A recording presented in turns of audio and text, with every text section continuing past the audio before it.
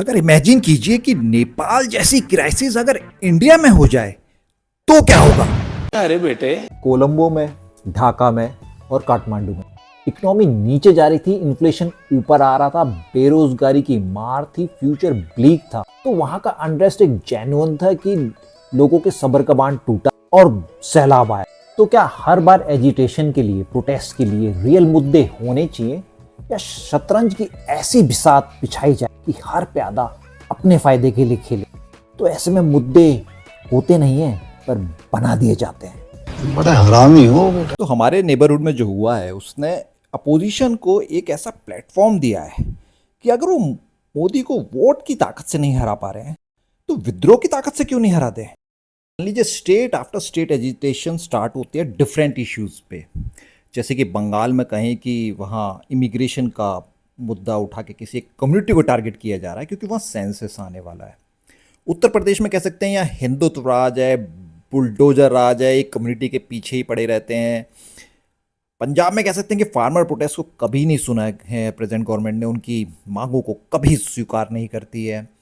South से कह सकते हैं कि हिंदी को ज़्यादा प्रेफरेंस दी जाती है, जबकि हमारे कल्चर में साउथ का इतना योगदान है, पर मेन स्ट्रीम पॉलिटिक्स में साउथ को इग्नोर किया जाता है। तो फिर इस केओस के बाद आता है बहुत बड़ा बवाल, क्योंकि वायलेंस ऐसा रूप लेते हैं कि पब्लिक प्रॉपर्टी ही नहीं, सिर्फ प्राइवेट प्रॉपर्टी भी डिस्ट्रॉय होती है। अपने पर्सनल ग्रजेस लेके आ जाते हैं कि फलाने ने मुझे परेशान किया ना, आज मैं इसकी कार को आग लगाऊंगा, मैं इसके घर को आग लगा दूंगा। क्योंकि देखिए मॉब का ना कोई चेहरा नहीं, किसी के माथे पे नहीं लिखा है कि स्कैन करके बता दें कि ये पीसफुल प्रोटेस्टर है या ये एक वायलेंट प्रोटेस्टर है। बहती गंगा में ना हर कोई हाथ धो लेता। मैं वैसे क्लियर कर दूं कि मैं अपोजिशन को ब्लेम नहीं कर रहा हूं, उन्हें एंटी नेशनल नहीं कर रहा हूं। साम दाम दंड भेद कुछ भी करके आप सत्ता अपनाना चाहते हैं, ये एक ह्यूमन ट्रेट है। आपको लगता है कि सारे पॉलिटिक्स अपोजिशन वाले या करंट गवर्नमेंट में जो बैठे हैं वो लोग देश सेवा के लिए या देश प्रेम के लिए सत्ता चाहते हैं?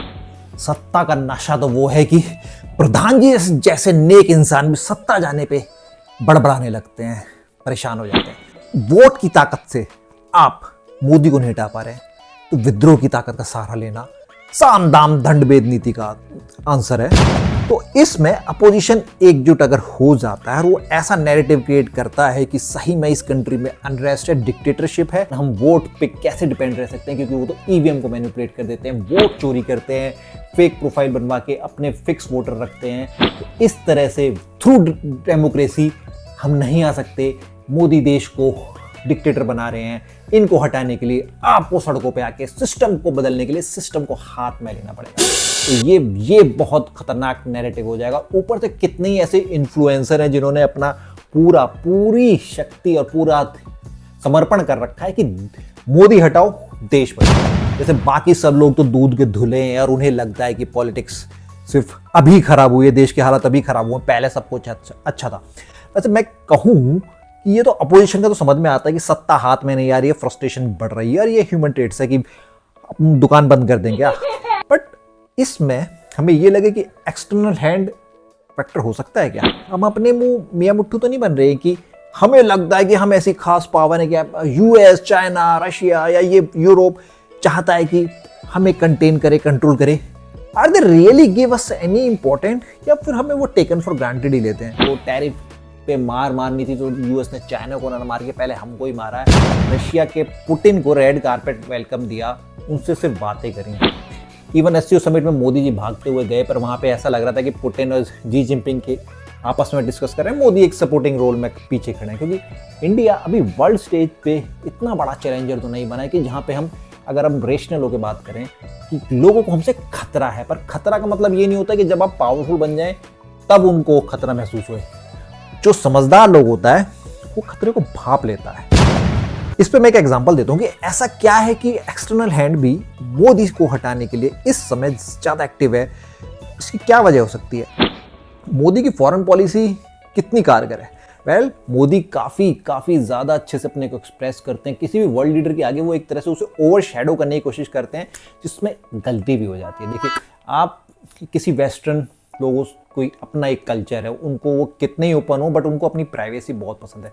तो मोदी जब ट्रम्प के साथ मिलके उनसे पूरी ऐसी दोस्ती यारी निभाते हैं कि क्या बात है करते हैं, ये इंडिया में चल सकता है, यूएस में से पसंद नहीं किया जा सकता। और ट्रम्प जैसा लीडर जो काइंड ऑफ अपने ईगो को फ्यूल करना जानता है, जब इंडिया पाकिस्तान की क्राइसिस में खुद से आगे बढ़ के अपना बड़बोलापन दिखाया, तो पाकिस्तान ने तो मौके पे चौका मार दिया। उन्होंने कहा कि ये पीस ट्रम्प के कहने पे हुई है और हम ट्रम्प को नॉमिनेट करते हैं नोबेल पुरस्कार के लिए। इंडिया ने सोचा कि हम कच्चे खिलाड़ी नहीं है, हम क्यों माने कि यूएस इंटरफेयर कर रहा है, हम तो साफ बोलेंगे कि नहीं, हम ट्रम्प के कहने पे नहीं, पाकिस्तान की गुहार पे चुप हुए हैं।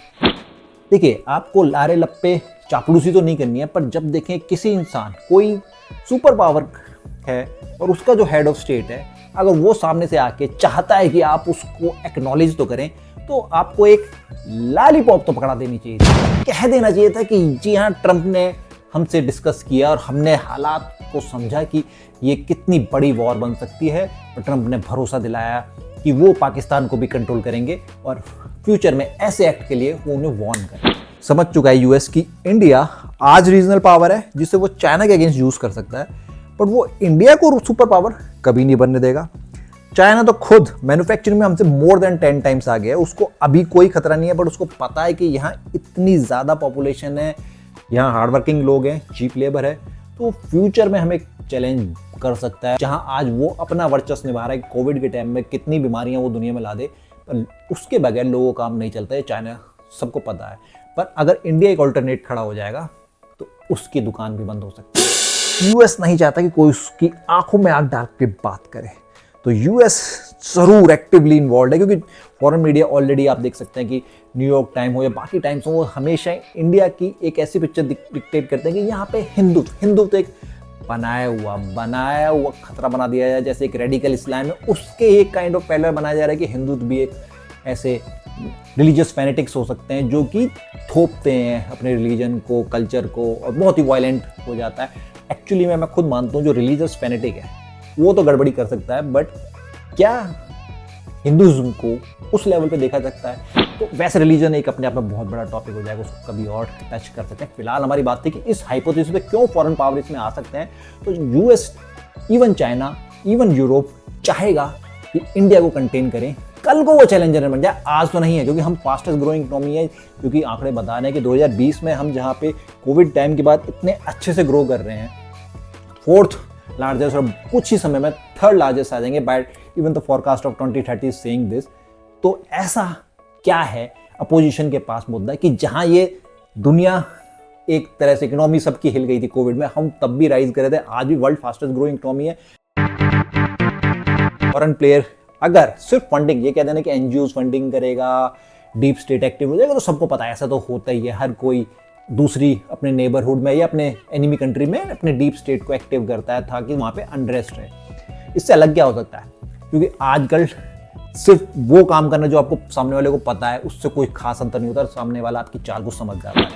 पर अगर कुछ ऐसा किया जाए, एक लॉबी ऐसी क्रिएट की जाए इवन जिसमें वहाँ बिजनेसमैन हो, जो एक परसेप्शन दे कि वो इंडिया में इसलिए इन्वेस्टमेंट करने से डरते हैं या शाये हैं क्योंकि यहाँ पे इनडिस्क्रिमिनेशन है, इनइक्वलिटी है, रिलीजियस फैनेटिक हैं या ओपन नहीं है लोग, वो काइंड ऑफ एक ऐसा परसेप्शन क्रिएट है, वो बहुत ही मोरली एथिक्स वाले लोग हैं। इंडिया में बहुत ज़्यादा ऐसी चीज़ें हैं जो उन्हें उनके एथिक्स और वैल्यूज़ को हर्ट करते, इसलिए वो वहाँ नहीं आना चाहते। ये इंडिया ओपन नहीं है, और ये सब परसेप्शन क्रिएट करके ये दिखा के कि ये करंट गवर्नमेंट ग्लोबलाइजेशन के दौर में भी हिंदुस्तान को पीछे ले जा रहा है, we are living in a backward era. इसके बाद अनरेस्ट को वो रूप दिया जाए कि देखिए ये जो फॉरेन प्लेयर हैं, जो बिग बिजनेस हाउसेज हैं, वो ऐसा कह रहे हैं, उनकी कोई पर्सनल हेट्रेड नहीं है मोदी के खिलाफ, but if they are saying this that means इस बात में वेटेज है। अल्टीमेटली एक परसेप्शन था, बट वो एक रियलिटी सी महसूस होने लगेगी। लोग, क्योंकि आज की डेट में सिर्फ बातें कह के बहकाई नहीं जा सकते, लोग थिंकर तो हैं, पर कहा ना मैंने जैसे कि नैरेशन बिल्ड किया जाता है, उसमें थोड़ी सी मेहनत, पूरी शतरंज की बिसात बिछाई जाती है। हर इंसान को इस तरह से घुमा दिया जाता है कि आप सिर्फ प्यादे बन के रह जाते हैं, आपको पता ही नहीं कंट्रोल किसी और के पास। और ये बहुत पॉसिबल है होना, तो इसके लिए हमारी कंट्री कितनी तैयार है? समझिए कि प्रेजेंट गवर्नमेंट ऐसा क्या करे जिससे देश में अनरेस्ट ना हो, क्योंकि we are not only concern about कि क्या ये मोदी गवर्नमेंट को टॉपल कर सकते हैं। माई कंसर्न इज दैट कि क्या हम इस परसेप्शन में आके ऐसा क्योस क्रिएट कर रहे हैं कि हम खुद कठपुतली बन रहे हैं फॉरेन प्लेयर के हाथों से। और अपोजिशन को मैं एंटी नेशनल या ज़्यादा ब्लेम इसलिए नहीं करूँगा ये कहने के लिए कि प्रेजेंट गवर्नमेंट के ही साथ हूँ मैं, बट कहते हैं ना कि सत्ता का लोभ ऐसा है कि भाई वो समझ रहे हैं कि ये जो क्योस होगा that is a kind of collateral damage, but जब वो पावर में आएंगे, पावर का सुख बहुत जरूरी है। और उसके बाद धीरे धीरे कहते हैं ना कि ups and downs are part of the life, तो वो part of the economy country भी हो सकते हैं। तो इसलिए वो उसको मान के चल रहे हैं कि पावर के लिए उन्हें ये खेल खेलना ही पड़ेगा। सब गंदा है पर धंधा है वाली बात। डिजास्टर मैनेजमेंट के लिए हमारे पास टीम होती है, हमारे पास सिक्योरिटी पर्सनल है जो कि किसी भी सिचुएशन से लड़ने के लिए तैयार है। बट अगर ऐसा अनरेस्ट, सिविल अनरेस्ट होता है तब क्या करेंगे? क्योंकि जब क्रैकडाउन होता है ना तो वो बाय पावर होता है, तो उसमें आप प्रोटेस्टर को एज ए विक्टिम दिखाना बहुत आसान हो जाता है इवन मीडिया हाउसेस के लिए। तो इसमें ये होता है कि आप उनके फंसाई गेम में फंस गए हैं और अब नैरेटिव बिल्ड होगा कि देखिए गवर्नमेंट क्रैकडाउन कर रही है और अब वो एंगर आउटबर्स्ट हो रहा है, उसके बाद जो वायलेंस हो रहा है उसके लिए गवर्नमेंट की जिम्मेदारी। तो इसलिए अब गवर्नमेंट को जाना होगा अगर देश को। फिर कर्फ्यू इंपोज करना, इंटरनेट बैन कर देना, ये सारे काइंड ऑफ डिक्टेटर रूल होंगे जिसमें फॉरेन मीडिया फिर एक्टिव हो जाएगा, जो अपनी तरफ से कहेगा कि इस देश में इतनी इंस्टेबिलिटी है तो यहाँ पे फॉरेन फाइनेंशियल इंस्टीट्यूशन क्यों आए, क्यों किसी का ट्रस्ट बिल्डअप हो कि India can provide a fair business opportunity. अगर हमारा सिस्टम इतना स्ट्रांग हो कि हम ओपन डायलॉग रखें, अगर यूथ की फ्रस्ट्रेशन है तो उसको सुनने के लिए एक प्लेटफॉर्म ज़रूर हो। जैसे कि मैंने देखा है कि वोट के टाइम, चुनाव के टाइम दो हमारे काइंड ऑफ डिबेट होती है कि एक करंट पार्टी से होता है, एक अपोजिशन पार्टी से होता है, और वो मीडिया हाउसेज ऐसे दिखाते हैं कि जनता के साथ डायलॉग हो रहा है। वो सिर्फ चुनाव के टाइम ही क्यों होता है? क्यों नहीं वो रेगुलर बेसिस पे हो कि जब भी कोई मुद्दा उठ रहा है तो एक अपोनेंट हो और एक सरकार का रिप्रेजेंटेटिव हो जो उन सवाल चुने और आपस में डिबेट करे। यूएस प्रेसिडेंशियल डिबेट हमारे देश में आज तक नहीं हो पा रही है, पर एटलीस्ट ग्राउंड लेवल पे, रूट लेवल पे अगर हम ये मुद्दे सुनना शुरू कर देते हैं, लोगों की फ्रस्ट्रेशन सुनना शुरू कर देते हैं और विद प्रॉपर डायलॉग सॉल्व करें, मानने के, सब सामने वाला मानने को तैयार नहीं, उसको तो सिर्फ भसड़ मचाने से मतलब है क्योंकि वो अपॉर्चुनिस्ट है। पर आपका सिस्टम इतना स्ट्रांग होना चाहिए कि आप फैक्ट को पहले रखें, उस फेक इन्फ्लुएंसर, उस फेक मीडिया हाउसेस को एक्सपोज करें पहले through the transparent fact checker. ऐसा नहीं कि ये फैक्ट चेकर आपने बनाया, क्योंकि आज के इंटरनेट के वर्ल्ड में रियलिटी चेक करना, ट्रांसपेरेंसी रखना बहुत आसान है और इससे होता है ट्रस्ट बिल्ड। इससे सिर्फ ये नहीं होता कि ये गोदी मीडिया हो गया, ये तो गवर्नमेंट का माउथ पीस है। अगर आप ट्रांसपेरेंट सिस्टम से रियलिटी चेक करवाते हैं ना तो जो समझदार लोग हैं वो मान जाते हैं। तो ये तो आपके अंदर गट्स होनी चाहिए कि आप अपनी बात एक लेबर को भी समझा सकें, फार्मर को समझा सकें, उस अनएम्प्लॉयड यूथ को समझा सकें कि सिस्टम आपकी परेशानी समझता है। और सिर्फ बातें बनाने से वैसे किसी का पेट नहीं भरता। लोग चाहते हैं कि मुझे कोई फर्क नहीं पड़ता, इंफ्रास्ट्रक्चर बेटर हो रहा है, मिलिट्री पावर बढ़ रही है, मेरे पास ना काम है, घर में बहुत परेशानी। तो किसी भी चीज़ को मैं डिनाई नहीं कर रहा हूँ कि अपोजिशन गलत है या करंट गवर्नमेंट सही है, मैं सिस्टम की बात कर रहा हूँ। जो डिजास्टर मैनेजमेंट सिस्टम होता है वो इस तरह से एक ऐसा सिस्टम बनाया जाए कि ये चीज़ें बिगड़ने से पहले ही रोक दी जाएं। क्या डेमोक्रेसी सरवाइव कर पाएगी अगर इस तरह से डिसेंट और क्यूज क्रिएट होते रहे? आप अकाउंटेबिलिटी डिमांड करते हैं या फिर ड्रामे के ही साथ रहना पसंद करते हैं? क्योंकि देखिए, ड्रामा अगर जब तक पार्लियामेंट में हो रहा है, सर्कस हो रहा है, तब तक थोड़ा सा एंटरटेनमेंट चल सकता है, पर अगर ये पूरे देश में होता है तो इकोनॉमी की बैंड बज जाएगी। For our country is being hijacked by this propaganda, are we ready?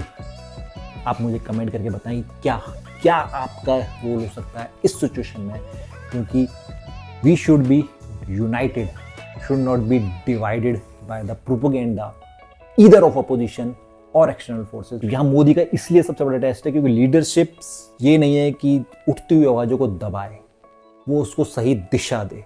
Because power is not in banning, it's in balance. अब यहाँ पे एक मंझे हुए स्टेट्समैन की तरह मोदी अगर काम करेंगे कि वो, क्योंकि उनके अंदर जो एनर्जी है, जो फायर है, हम डिनाई नहीं कर सकते, बट अब उनको वो अपने आप को इस चैलेंज में भी एक बार देखना पड़ रहा है, क्योंकि वो ऑब्वियसली बात है, he sitting at the helm of the affair. तो ये कह देना कि देश को मोदी चला रहे हैं, मोदी ही बचा सकते हैं, नहीं। The person who is sitting at the helm of affair, उसके पास वो पावर है कि अगर वो सिस्टम को सही से इन प्लेस कर सकता है, तो सबसे अच्छा मौका उन्हीं के पास है। तो ये भी ओपन क्वेश्चन बन सकता है कि क्या अपोजिशन को सही में ऐसा कर देना चाहिए, क्योंकि सही में मोदी डेमोक्रेसी को हाईजैक कर चुके हैं, अपोजिशन को फिनिश ऑफ कर चुके हैं, उनकी बात सही में नहीं सुनी जा रही। तो अगर प्रोटेस्ट होगा तो कैसे पीसफुल प्रोटेस्ट हो, जो एक ऐसा नैरेटिव बिल्ड कर रहा है जहाँ लोगों का ट्रस्ट आ रहा है। एनआरसी नहीं है बट वो प्रोटेस्ट है, साइलेंस प्रोटेस्ट है, बट उसने ऐसी लोगों के अंदर हिम्मत भरी है, लोगों के अंदर आवाज़ दी है कि सिस्टम हिल गया है। अब सिर्फ बातें बनने से काम नहीं होगा, आप कुछ कर नहीं पा रहे हैं, आप पावर का मिसयूज कर रहे हैं, तो लोगों को आना पड़ा है प्रोटेस्ट करने के लिए। इस वीडियो में मैं ओपन हूँ कि सही में अगर एक्चुअली में प्रोटेस्ट हो भी तो कैसे होना चाहिए, कैसे नहीं होना चाहिए, इस पर हम डिस्कस कर चुके हैं। बट प्रोपेगेंडा में नहीं फंसना है, रियल इश्यूज उठाने के लिए हमारी क्या तैयारी है। वैसे हम इंडियंस की एक खास बात यह कि इससे मुझे क्या फर्क पड़ता है, अगर देश में ड्रामा हो भी रहा तो मजे ले लेते हैं, चल यार चाय पिला, चल सुट्टा ब्रेक में बीसीबाजी कर लेते हैं, इस बारे में हमें इससे कोई खास फर्क नहीं पड़ेगा। मान लीजिए अगर ऐसा इंटरेस्ट है ना, आप उससे अनटच तो रहने वाले नहीं है। आपकी जॉब से लेके, आपके बिजनेस से लेके, आपकी सिक्योरिटी तक सब कॉम्प्रोमाइज हो जाती है। तो ये कह देना कि हमें पॉलिटिक्स से लेना देना क्या है, हमें इस तरह से क्यों की बातें क्यों करनी है, हमारा तो इस चीज़ों में पढ़ने का मतलब ही नहीं है। जी नहीं, मैं फिर दोहराऊंगा कि इस कॉन्स्पिरेसी थ्योरी में आप पॉन न बने या सिर्फ एक म्यूट स्पेक्टेटर ना बने, एक एक्टिव प्लेयर बने। तो आप बताइए अगर ऐसा कुछ होता है तो आप इस चेस बोर्ड में पॉन बन के रहेंगे या प्लेयर बनेंगे।